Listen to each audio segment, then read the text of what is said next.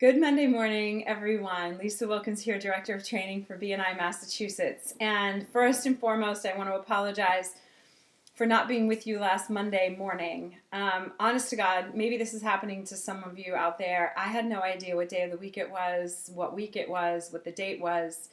I literally put my head in the sand at some point last week, and I did not come up for air for a little while.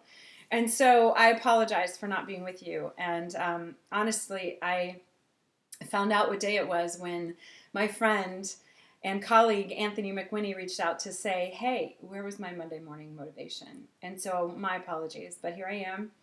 And today I wanted to catch up with you about something called fear. So let's just talk about it. There are two types of fear, in my opinion. There is real fear and what I call sort of self-created fear. And real fear is you're driving down the road and a kid comes running out to catch a ball or chase a ball that they were after, and you have to slam on your brakes. And there's a real fear there. There's a moment in time that this is happening right here, right now. And you're fearful of what could happen if if your brakes don't catch and you don't stop the car. That self-imposed or self-created fear is the fear that starts up here in our minds about something that could possibly happen in the future. And that fear is based from a place of not having control. When you don't have control over something, you can build up a lot of fear around it. And so I'm going to encourage you this week to take a moment to check in with yourself about fear and what you're feeling and what's going on with you, not only about your business, but about your family and your loved ones and what's going on in the world. Some of that is coming from here. Real fear is real time. It's happening in the moment, and it has amazing value to your nervous system to have that innate knowing that you should be fearful of what's about to happen.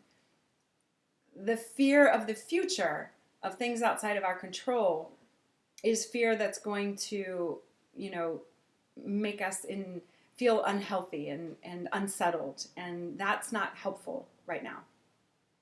2 weeks ago, I talked to you about what we need right now are leaders, and I referenced BNI as being a leader in the world right now in how they're dealing with this. We're all feeling it as business owners, and we joined this organization maybe at a time when we needed a lot, and maybe at a time when we didn't need it very much at all.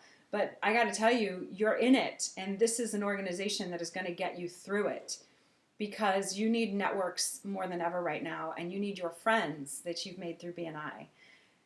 I know that the reason I pulled my head out of the sand is that 3 friends that I wouldn't have if I weren't a member of BNI reached out to me to say, hey, what's going on? What are you doing? It's Monday. We missed you. Anthony McWinney was one of them, Dennis Charles, another, and Sue Tomchishin. All 3 of them reached out to me, to a person who doesn't like phone calls. I like text messages and emails.